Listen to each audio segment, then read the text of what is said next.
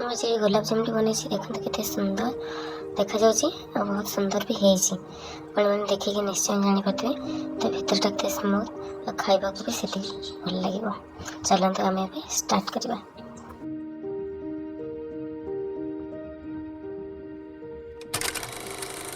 Welcome back to my channel.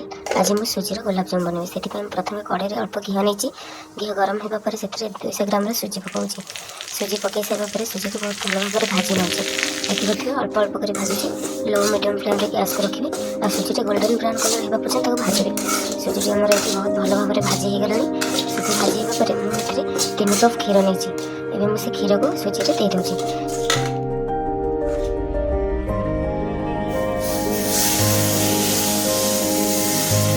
दे सारे पर मुझे बहुत भल भाव कड़े रोचे जमी गोटा गोटा भल भाव मिसाजी आप देखिपे जमी गोटे पिंडा न हो लम्स रही जमी पिठा जंतनी प्रस्तुत हुए सेहीपर आम सुजी और भल भाव गोलाई ना देखिपे मोर टे लम्स नहीं मोर जंतनी भी प्रस्तुत हो गला। एवं मुझे जंतनी को गोटे थाली को काढ़ी नौची।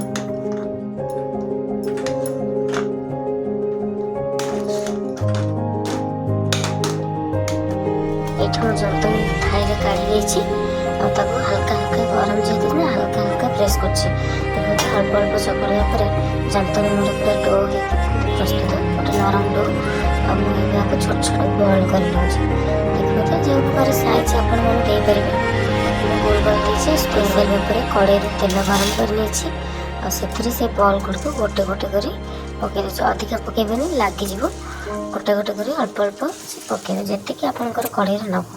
मोर एपटे मिठा गोल्डन ब्राउन कलर हो गला एवं मुझे काढ़ी चीनी सिरा पकई नेबी। ये चीनी सिरा गोटे कप चीनी नहीं 1.5 कप पानी से 2-3 गला गुजराती भल भाव गोल नौची जपरक आमर जमी मीठार सिरा प्रस्तुत हुए सेहीपरि आम प्रस्तुत करना।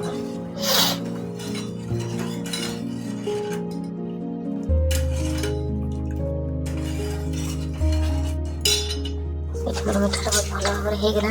एबे तो मुझे छाणिकी प्रस्तुत कर सिरा पकई नौची पकईली सिराटा भल भाव पीवा पर्यंत आम पकईबा।